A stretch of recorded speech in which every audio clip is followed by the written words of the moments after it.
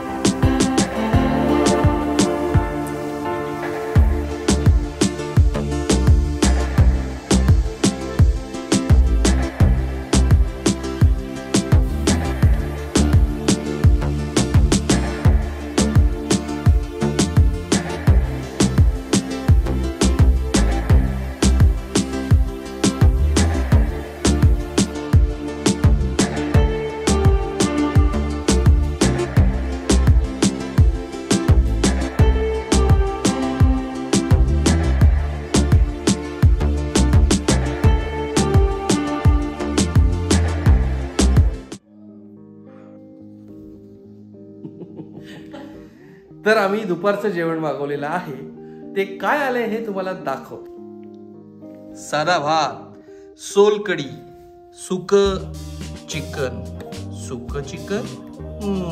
असो, कांदा लिंबू, तांदळाची भाकरी, चमचे, टिश्यू पेपर आणि आता जेवूया.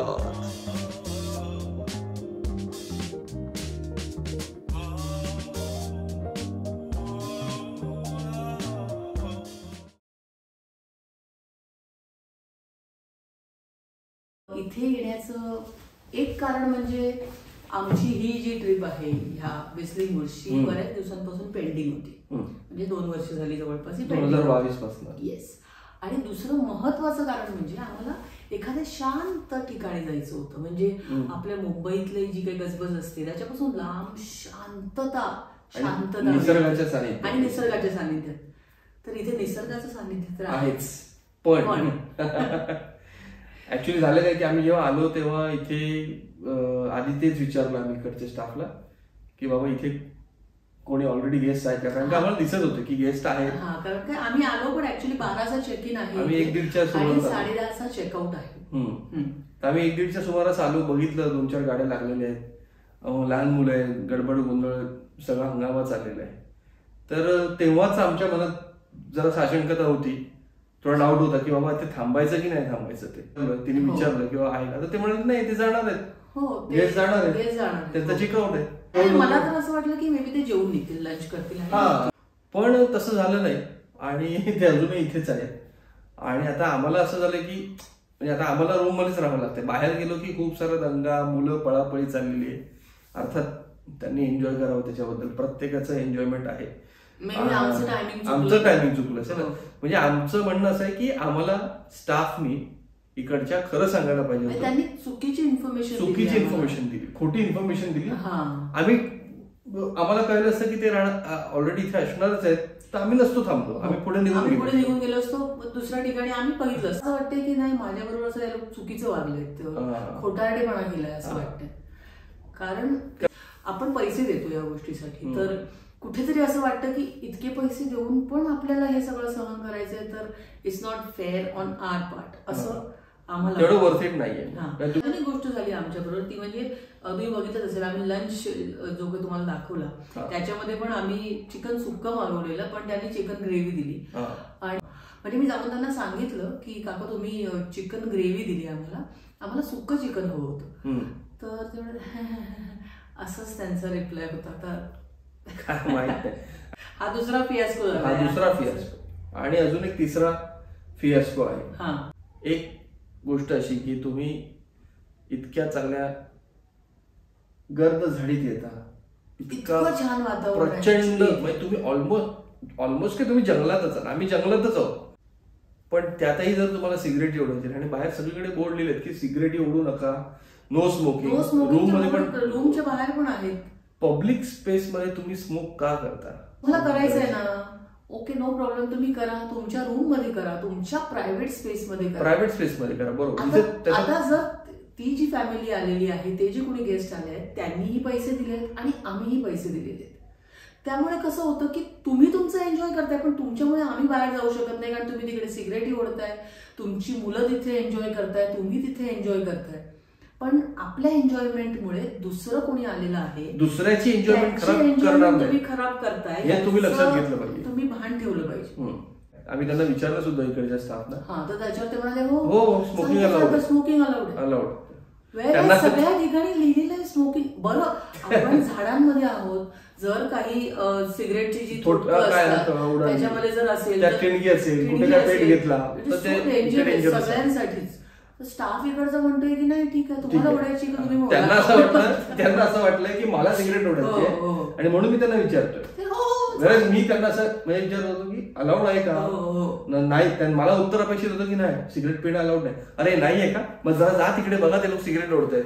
पण त्यांनी माझा पोपट केला. पण रूम छान आहे, इकडचं वातावरण अप्रतिम आहे, तुम्ही जंगलात राहता. आणि मेन म्हणजे इथे प्रत्येक रूम जी आहे ना, तिचं नाव एका फुलपाखरांच्या प्रजातींवरती नाव ठेवलेलं आहे. आता आमची जी रूम आहे तिचं नाव ब्ल्यू मॉर्मॉन. हे प्रचंड फुलपाखर आहेत, भयंकर आणि सुपर सॉलिड फुलपाखर आहेत, जी तुम्हाला बघायला मिळतील. आणि इथे बऱ्यापैकी थंडी आहे, आणि थंडी आहे, चांगली थंडी आहे. सोबतच मच्छर सुद्धा प्रचंड आहेत, त्याला आपण काही करू शकत नाही, आपण त्यांच्या इलाज घेतलो. So Odomos, good night, all out, tortoise, जे काय कछुआ छाप, बिच्छुआ छाप जे काय असेल ते तुम्ही काय कॅरी करा, किंवा ते इथे तुम्हाला प्रोव्हाइड करतील. खिडक्या वगैरे संध्याकाळी तुम्ही बंद ठेवू शकता. आम्ही खिडक्या बंद ठेवलेल्या आहेत, दरवाजा आम्ही एक दरवाजा उघडतो आणि पटकन आतमध्ये शिरतो. असो, तर बाकी सगळं छान आहे. ह्या 2-4 गोष्टी आहेत ज्याबद्दल आम्हाला तुमच्याशी बोलायचं होतं, शेअर करायचं होतं. आम्ही शेअर करतो कारण आपलं आधीच ठरलेलं आहे की आम्ही या जागेबद्दलचं जे आमचं खरं मत आहे ते तुमच्यासमोर मांडणार आहोत. येस, तुम्हाला काय करायचं तुम्हाला माहिती, अगदी खरेपणाने सबस्क्राईब करायचं.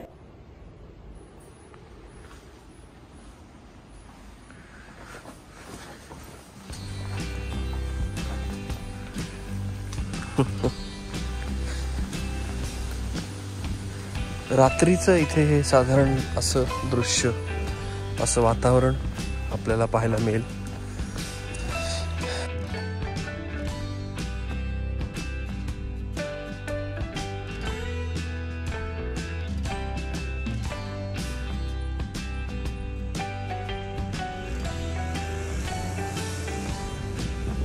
इथे आहे चेकपोस्ट. हा चेकपोस्ट आहे, गोव्यावरून जे गाड्या येतात, गाड्या मधून येतात आणि त्या गाड्यांमध्ये जे घेऊन येतात, ते काही द्रव्य घेऊन येतात.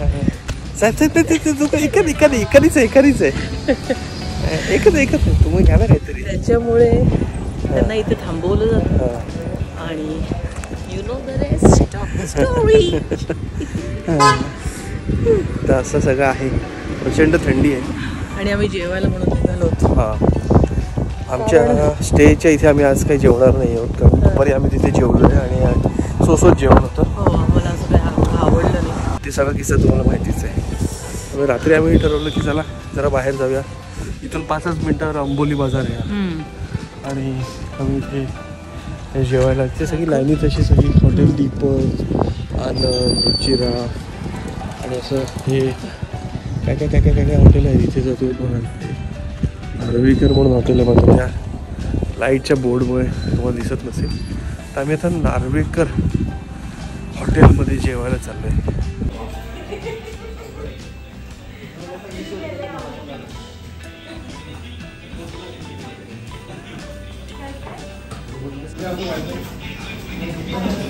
तिसऱ्या फ्राय, भात, डाळ, सोलकढी, एक डिश येते तेव्हा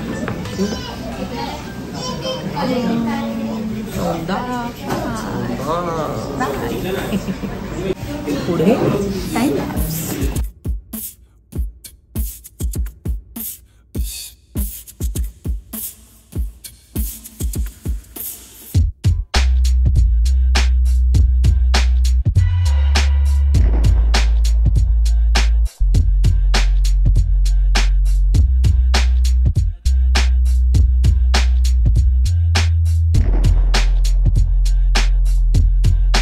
माझं नाव प्रसाद नार्वेकर. प्रसाद नार्वेकर. आणि आपण राहायला इथेच राहायला इथेच.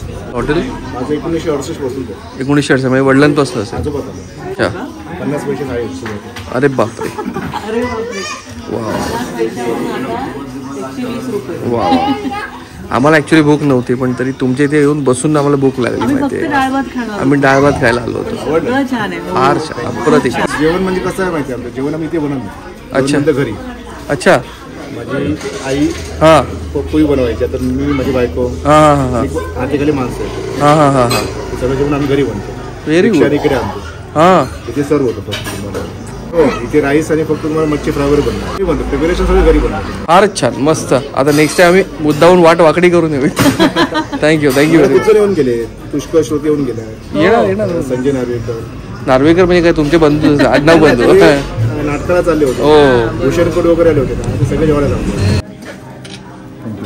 Most welcome. आंबोलीचं पोस्ट ऑफिस आहे. त्याच्या बाजूलाच हे नार्वेकर मेस गुरु कृपा लॉजिंग असं हॉटेल.